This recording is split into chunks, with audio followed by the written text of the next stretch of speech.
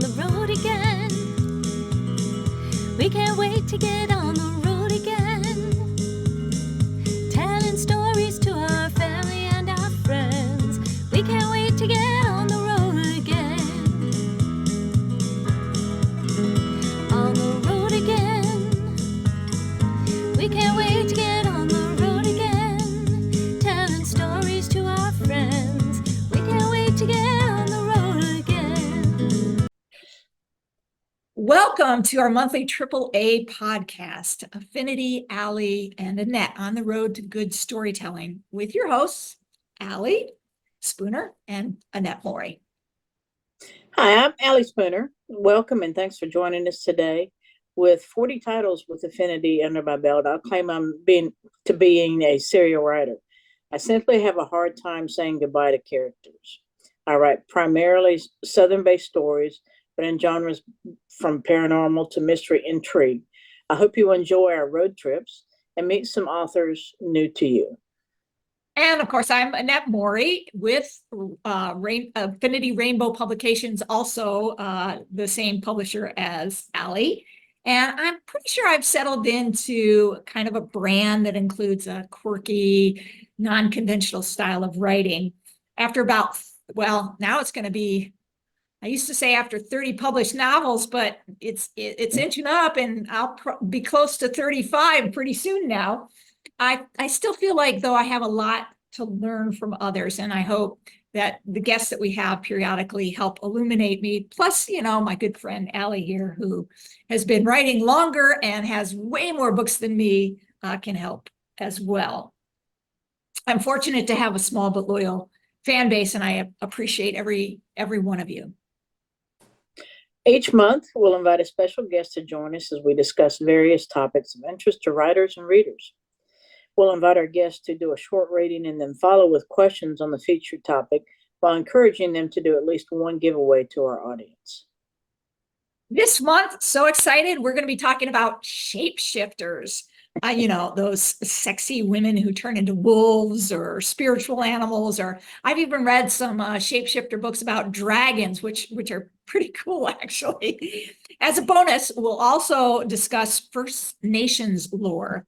Your co-host, Allie Spooner, is our featured author today, and she discusses her latest novella, Two-Spirit Warrior.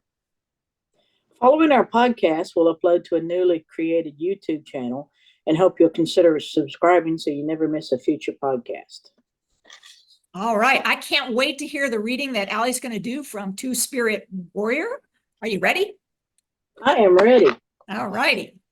Just to give you an idea of where we are in the story, Santa, who is an ex-Army scout, also a Native American woman, and Takina, who is also Native American, is kind of a wandering lone wolf, so to speak. She's not felt comfortable in her tribe for years and has just kind of wandered looking for a new place, a new home to call.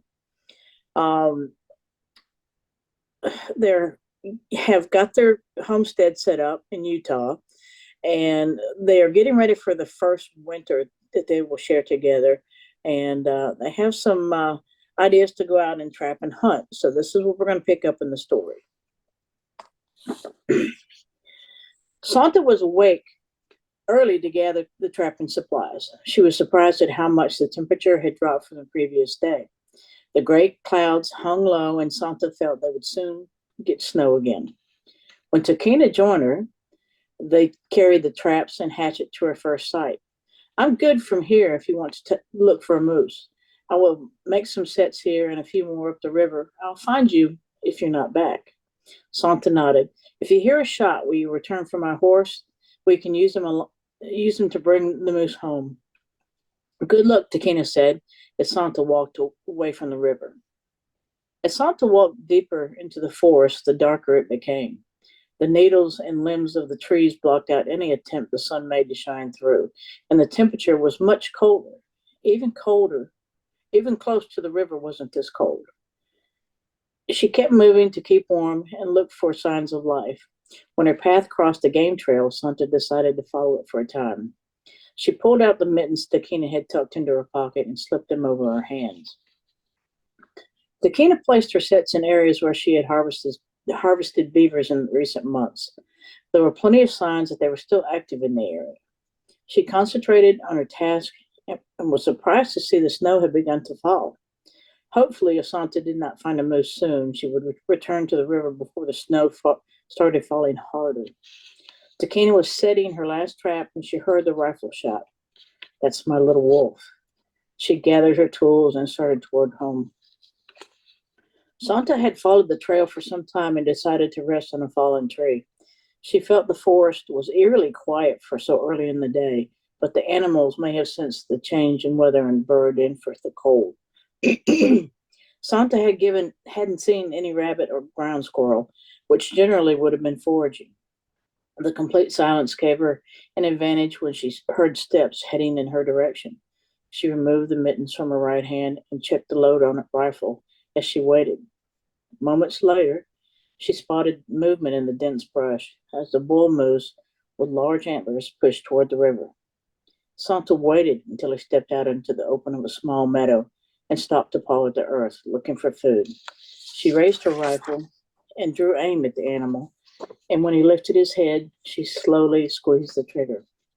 The sound of the shot was amplified in the cold and rang through the forest.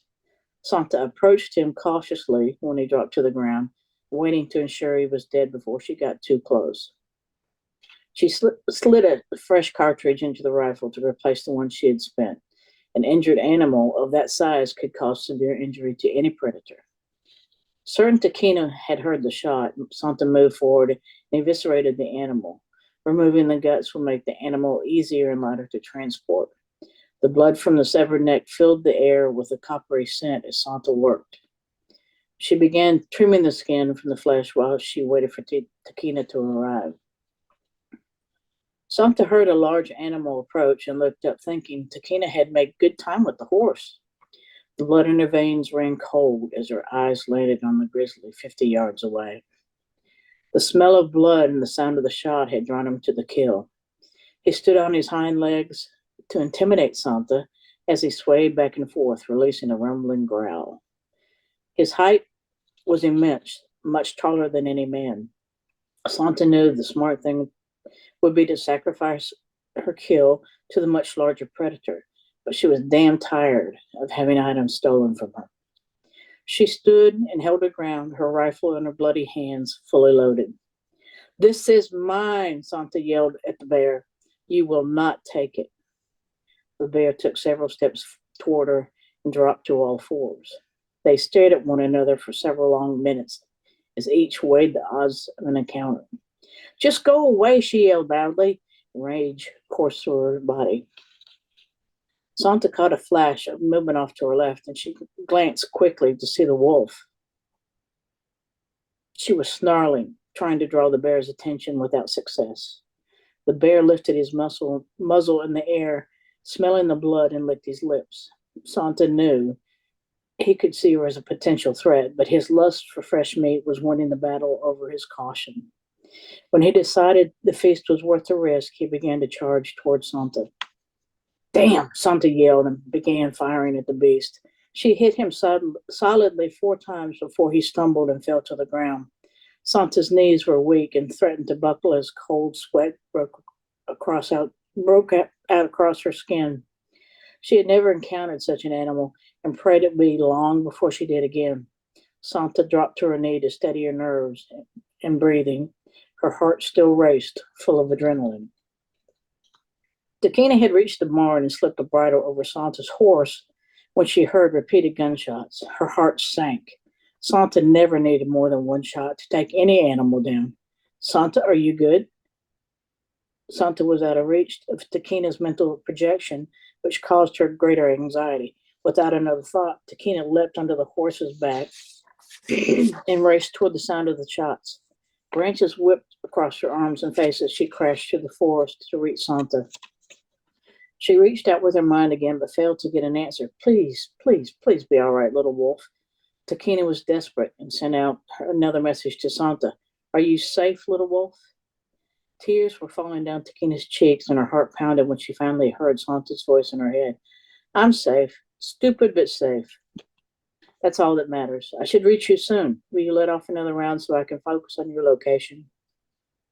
Takina heard a shot several hundred yards ahead of her, getting close. I can hear the horse. Follow the game trail and you will find me. Takina slowed, searching for the trail, and then sent the horse trotting forward. Takina could see Santa in the distance, kneeling beside a large, dark mass. The horse slid to a stop and refused to travel any closer, despite Takina's urging. Takina slipped from his back and ignored the pain in her leg as she raced to Santa. Her heart caught on her chest when she recognized a large mass as a grizzly bear. Santa steadied her breathing and cautiously approached the bear. There was no sign of breath or movement, but she poked the bear hard with the tip of the rifle. Satisfied he was dead, Santa sank to her knees. She could hear a horse rushing towards her, and when she heard Takina's voice in her head, she replied as calmly as she could. She lifted her rifle and let off another shot to reveal a location to Takina. Santa was still on her knees, staring at the bear when Takina arrived. Takina knelt beside her and placed a hand on her shoulder. I'm so glad you're alive. Me too, Santa admitted. What happened? I was prepping the moose for travel. I thought you were arriving when I heard a noise and I looked up to find the bear was 50 yards away. The bear tried to scare me away from the kill. That would have been a wise move, Takina said. I know that, but my rage overwhelmed me. I am so damn tired of things being taken away from me. Takina looked away from Santa's face at the bear. He's huge. When he stood up, he was taller than any man I've seen. Santa turned and pointed to the wolf. She tried to protect me by drawing the bear's attention, but the smell of the blood was driving him crazy. Thank you, grandmother, Takina said. He's huge, he repeated. We need to think of a way to get him home. He's too big to try to carry out, and there's no way we can lift him onto a horse. The wagon is out too. Even if I could get it back here, your horse would not approach once he got the bear scent. Smarter than his rider, Santa joked. I will ride back and bring the wagon as close as possible. I'll get meat sacks and we'll butcher the animals here and take them out in sections. Are you up to that? Santa asked when she saw blood staining Takina's leg. It opened up when I ran to you after the horse balked. Go sit and let me wrap it, Santa said. Santa inspected the wound and carefully wrapped Takina's leg. I'll relax until you get back and then we can butcher these beasts together. Santa nodded and left the rifle with Takina despite her protest. I'll be back as quickly as I can. Santa raced her horse and rode back to the cabin. She whistled for the horses, grabbed meat sacks, hitched two of the horses to the wagon, and started back to the clearing. It would make the work easier if she could get close to where the horse balked. She drove the wagon to the spot, and when she set the brakes, she rushed back to Takina. Takina hadn't rested, as she said. She'd already skinned the moose and had 2 quarters cut. Santa shook her head, and Takina opened a bag as Santa placed the meat in the sack. You finish here, and I'll start on the bear. It was hours before they finished harvesting the meat and had carried it to the wagon with the moose pelt. Now is the time for some trickery, Santa said. She took 2 remaining meat bags and covered the horse's eyes with a thick cloth. When I start back with the bear skin, slip the feed bags over their heads and talk to them to distract them while I can get the skin loaded onto the wagon. Clever. I would have never thought of that, Takina said. Santa grinned and walked back to the bear skin. She placed the severed head in it and rolled it as best she could to hide the head. Grunting, she lifted the heavy load and rushed to the wagon. Thankfully, her clever trick had worked, and she placed the skin into the wagon without incident. Damn, I'm glad that part's over, Santa said as she climbed onto the wagon bench. Let's go home. There's still lots of work ahead of us. Takina turned to the wagon, and they started home. Do you want me to check the nets for some fresh fish for supper when the meat is hung in the smoker? Santa shook her head. Tonight we eat the bear. The heart and liver will provide us meat from your frying pan for several meals, Santa smiled. I'll hang the meat if you start slicing and cooking. I'll get these 2 hides salted and tacked under the cabin's front wall to begin drying. If we can boil that wild smell from the bear hide, it will make a heavy blanket for our bed. It was hard for me to lift it into the wagon. He was one of the biggest bears I've ever seen. It must have been terrifying to encounter him. I won't lie, my blood ran cold when we locked eyes, but then the rage and adrenaline took over and I was stupidly fearless. I would call it instead brave. You protected what was yours at all costs. Promise me if there's a next time you'll at least consider walking away. Takina smiled when Santa nodded. She knew if Santa was placed in this position again, she would react the same way as today. If daylight is left after we eat, I can take a walk to check the nets. I will go instead. You have opened that wound and need to begin healing again. I believe if I shifted now, my wolf would heal the remainder of the wound, Takina said. Do that now, then. We can always eat later. Call out if you need me, and I'll come running. Santa unhitched the horses from the wagon and sent them off to grave. As Takina walked toward the river, her form shifted into that of her wolf form. She trotted south with a slight limp. I hope that works. Be safe, she projected to Takina. Always, little wolf. Santa could hear the soft laughter in her mind. She dropped the gate on the wagon, began hanging the meat in the smokehouse, added more wood to both smokehouses, and walked to the cabin for salt. She spread both hides across the ground and was amazed the bear was twice the size of the large moose. Santa rubbed liberal amounts of salt into each pelt and then tacked them to the cabin's front wall. It took up most of the space around the door, but would have some protection from the elements. The bear's head and paws sat on the gate of the wagon. Santa lifted a foot and shivered when she saw the size of the claws. One slash from those would have ripped her nearly in half. The sharp teeth in the bear's mouth were no less terrifying. Santa realized how fortunate she was to have had her rifle with her. She would be dead if she were armed with a musket or a pistol. Santa decided she would remove the claws, but she would mount the bear's head onto a board and hang it above the cabin's front wall. A potential intruder might see the bear's head and be warned away. It just wasn't anyone who could face down and kill a bear, especially one of this size. She would deal with the claws and head later. Santa was tired and needed a cool drink of water. She walked to the river and washed her hands and arms before using a dipper to sip the cool water. Santa sat back on the boulder to rest and stared across the river. Maybe they would cross the bridge next spring to explore the other side. The thought of the bridge reminded her that she needed to check for fish. She walked to the barn, picked up a meat bag, and started to the bridge. When Santa arrived, she found Takina already harvesting fish. Several large trout lay on the bridge, and Santa could see several more in the net. She chuckled and began loading the fish into the bag. How was your run?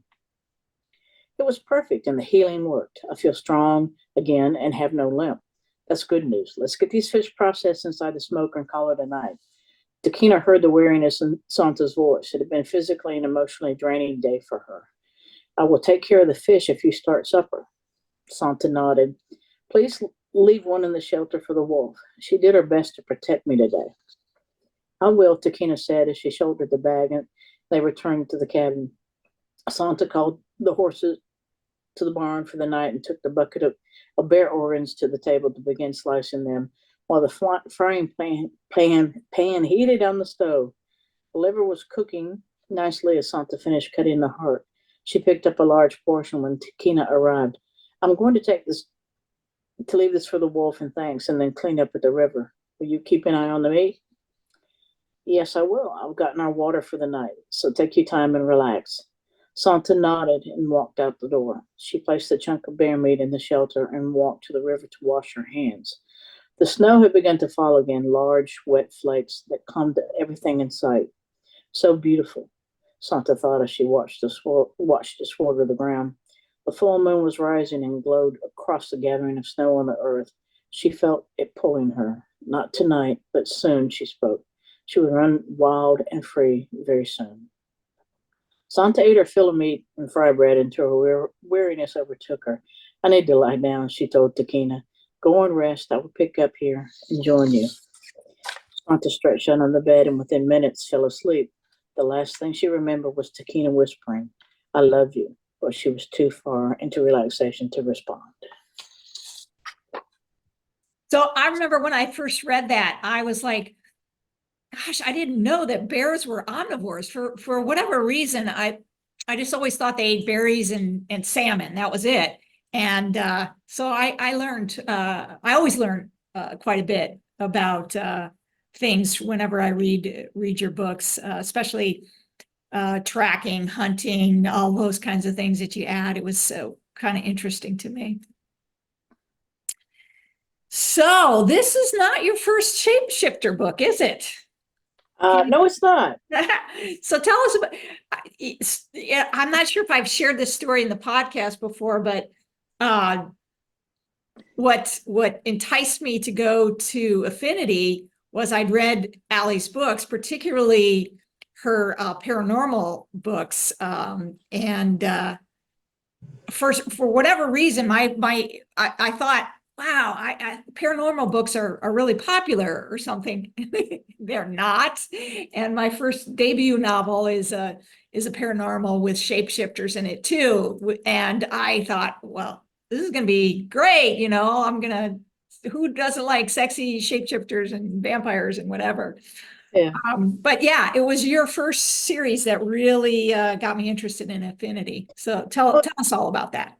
Well, paranormal and the supernatural will probably be my all-time favorite genre to write. But you're right, and it saddens me to say and admit that they just don't sell as well as a true romance story.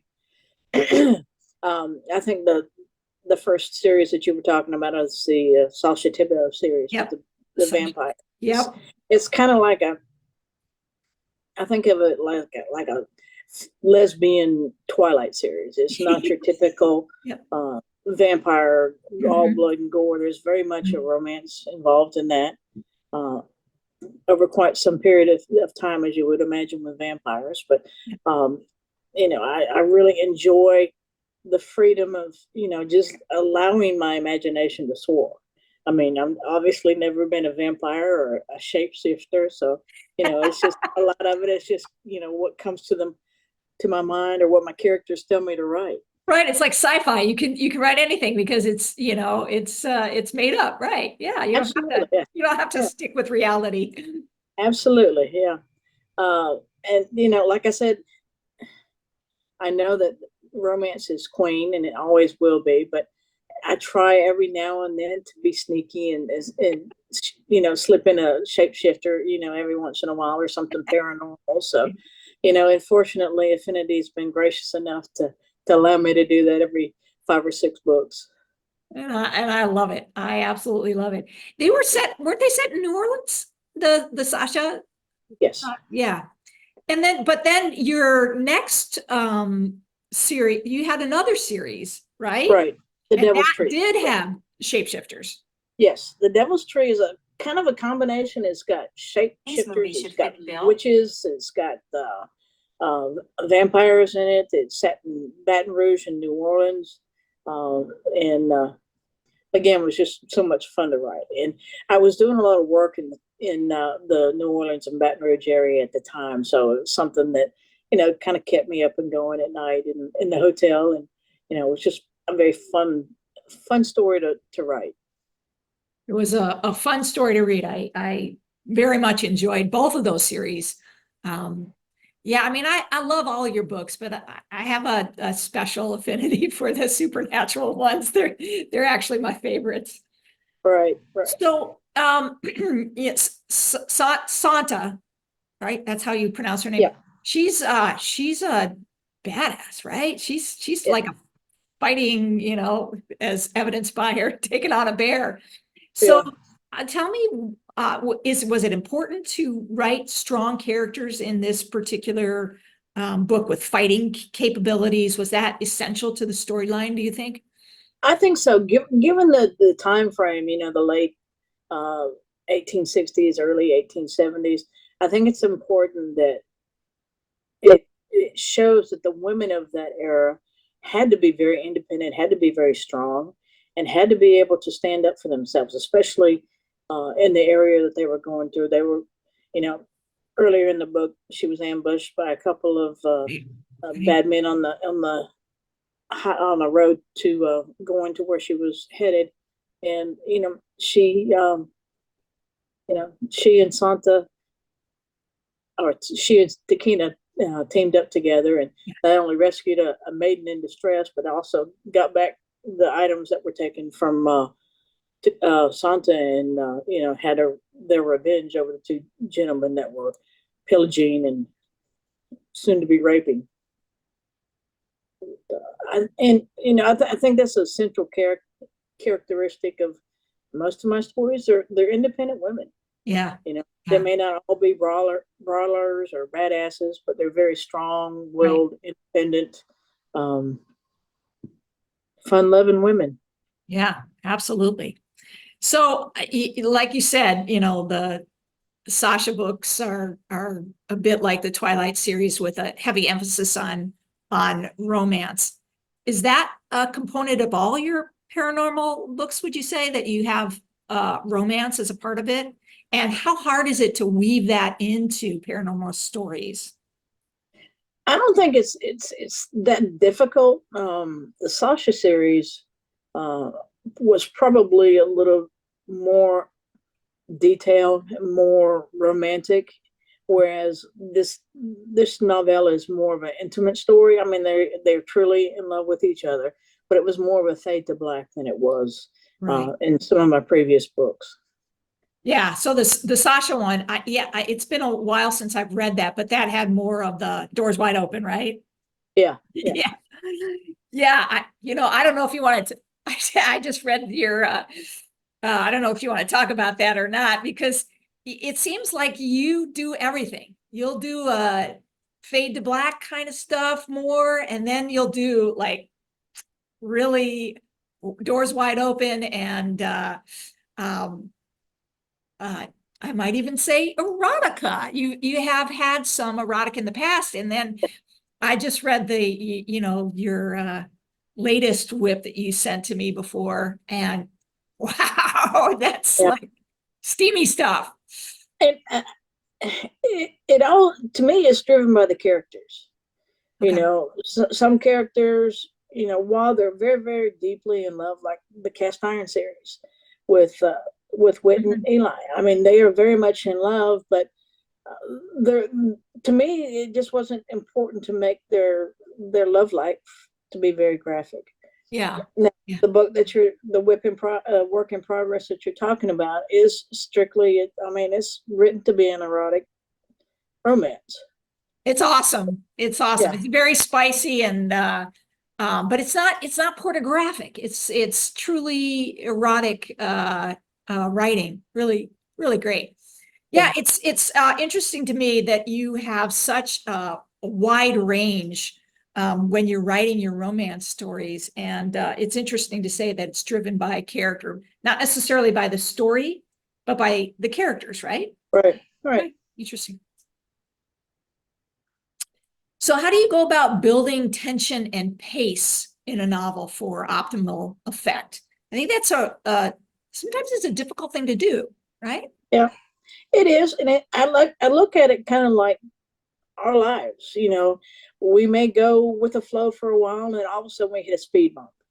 So even in our stories, I know it's easy to fall into everything always being almost too perfect, and you've got to slide some drama, some angst in there because that's what life's all about. You're going to run into speed bumps, and hopefully I have them placed in the right places and they make sense in where the story has come from and where it's headed to. Yeah, yeah.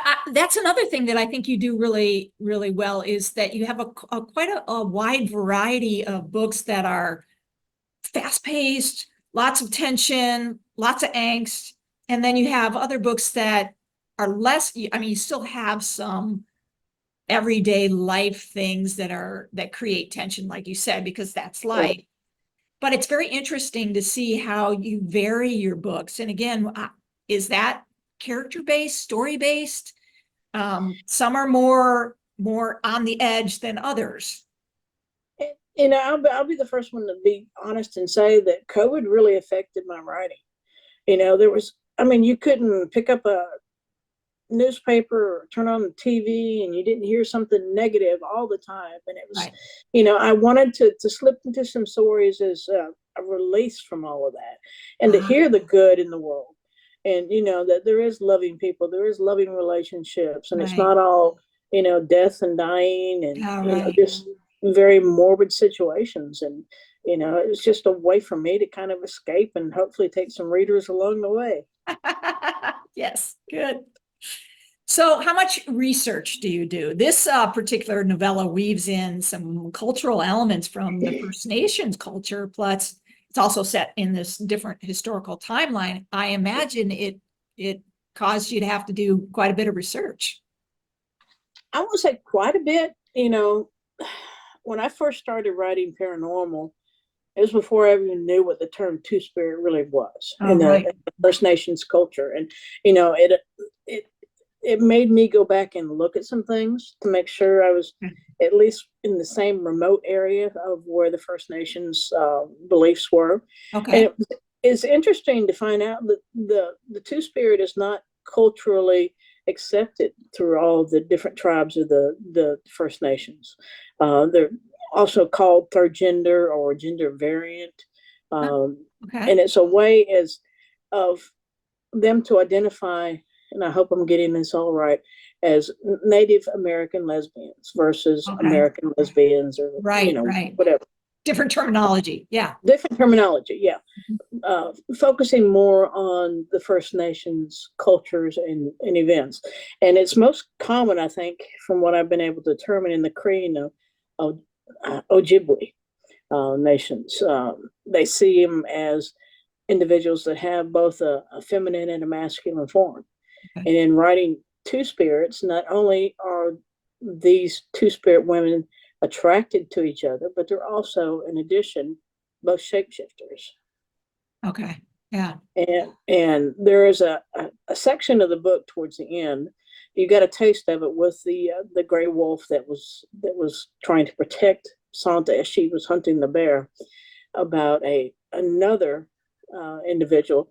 And I was tempted to read that section, but I'll be honest, I cry every time Yeah. I read Oh, through. yeah. It's Yeah. just something that just I couldn't do it. I couldn't do it without crying and shedding a tear or two.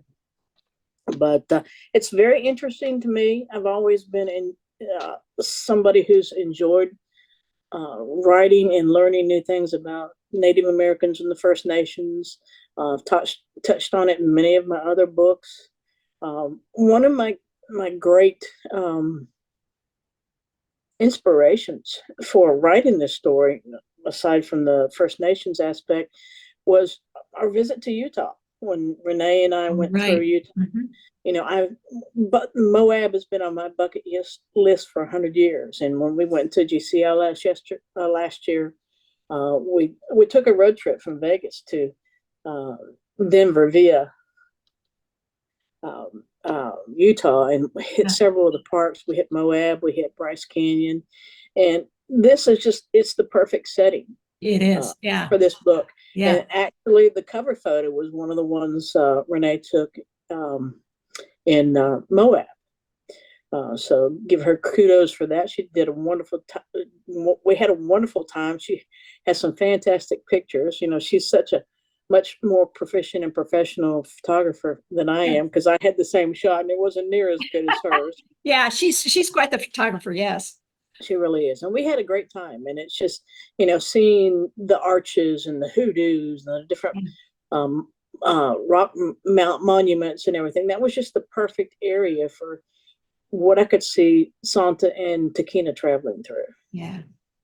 Yeah. I mean, I like the wolf as a shape shifting animal to choose, because wolves, they mate for life, right? Right. Yeah. So there's something just inherent in that, the romanticism of that's cool. And it's interesting, because wolves are truly they're realistic animals, whereas shape shifting into dragons, you can make them be whatever you want them to be, and that's kind of an interesting. So it gets into both the paranormal and the fantasy kind of aspect, which was kind of interesting. Yeah. So you already talked about two spirit is a specific First Nations term, but like you said, it wasn't every tribe. They're just certain tribes that use that terminology. Correct. Yeah, and so that two spirit warrior, that's kind of had a double meaning, because it was not only just that terminology for lesbian, but it was, or non-binary or whatever, but it was Yeah. also the terminology to use because they shapeshifted. So it was Yeah. it's a very clever title. I'm sure you probably chose it for that reason. Yes, I did. Yeah. Okay. So I think, most of our audience, we've talked about us both being pansters. So pretty much everybody knows we're both pansters. Was that true for this novella, or did you have a better sense for what would happen before actually penning the book? No, it just evolved as I went along. Yeah. It's just, So I nothing did. specific at all. No, No, yeah. other than the setting, I knew I wanted it to be set around Utah. Yeah. Just because I thought that was a beautiful area, an environment to write in, and it was wide open at that time. Right. And I thought that would be the perfect environment. And then who better than two spirit warriors to go out and create a life together? So anything else that you want to tell us about this novella? One of the things that I note is that it's not a very short novella. It's pretty close. I mean, it's a lot of words, right? It's not like It is. 10,000 words or anything like that. Yeah, it's close to 40. Yeah, that's really It was, close to a novel. yeah, it was a failed attempt at a short story. Uh, it, I just get so wrapped up when I start with a true intention of staying, 5 to 10,000 words, and it's impossible for me. I mean, it would be almost rare for me to write anything lower than that, and it's one of those things that just kept rolling. And Yeah, it's so just I wanted to mention that because the $2.99 price tag on that is a steal because it's close to a full novel. I mean, so yeah, you get 3/4 of a sandwich there, not just a half. right, right. All right, what else is on the horizon for you? I mean, you've been writing like mad, so you got some other stuff coming out this year, right? Right. We got the next month, the 1st of February. We have Turn the Page, which is the final book in the Cast Iron series. I think it was a good ending for the Fortner family, but maybe a few years down the road, the twins may really crop up again. Who knows? And might have a spin. There you go, spin-off. Ooh, I like spin-offs. Yeah. After that, I've got a story coming up called The Blank Page, which is, again, very unusual for me because it's written in first person. And, I don't like first person, but I think it fits this story very well. It's a journey of a woman who is basically challenged by her real estate mogul father. For her and her brother, both are in competition to replace him, to survive 6 months out in the wilderness with some basic skills. But she ends up going to Alaska and he ends up going to British Columbia or someplace. And he's home crying and whining with his tail tucked between his leg in 3 weeks. And she makes it the full 6 months and falls in love, not only with the lifestyle, but an Alaska Athabascan woman who's a hunter or designated hunter for their tribe. So that was a fun book to write. Fun book to read too. Yeah. And then there's, I don't know if we're going to have Sullivan's Trace ready for September or not. And I'm really trying to work on Affinity to somehow fit this erotic book in because I think it'll do well. It's something that's very un-Allie Spooner like. You want to give us a little more of a hint on what the story's about? It's For the listeners, come on, you heard it here. If I had to describe it, it would be erotic, lesbian, polyamorous, romance. That's what I wanted you to say. I wanted you to tell people about the polyamory because it's a great story. Yeah. And it's something I've never done. And, it was a lot of fun, figuring out certain things. You sent me the video series that was on Prime to Yeah, watch about, yeah, yeah, and it had a male in it, but that's okay. That's okay. yeah, But I thought, that having the three women together was awesome. And I yeah. think I picked a pretty good combination of women to make that work. You did. Yeah, you did. All right. Anything else you want to share? Um, just come on out, buy some books. If you're interested in a free copy of Two Spirit Warrior, I'll open up 2 free copies that I'll send you to the first 2 people that will make a comment on our Facebook page. Is that Yeah, these people? like always, we'll be posting it to our YouTube channel, and also we'll be posting it. I'll be posting it on my Facebook page, and also be posting on your Facebook page. And we'll do like we always do, a short and a long version for individuals who really just want to hear the reading, and for others who are interested in our whole chatting away dialogue about everything. There will be the longer version that has everything. Don't forget to check out our YouTube channel and subscribe. Next month, we will be discussing books with enemies to lovers theme. And our guest will be Charlene, who is, she hasn't written a book for quite a while from Affinity. So, and the last book that she did write, which was a great book, was a Goldie finalist. So she's a fabulous writer, Yeah. and I haven't quite dug into that book yet, but I plan on reading it before we Yeah. chat about that, because Allie, you have read it already, and Yeah. it's awesome, right? Yes. And she's South African, so there's going to be a very nice accent. Yeah. Oh, I love that too. Yeah. Yes. Awesome. Yeah. Okay. All right. Well, thank you, Allie.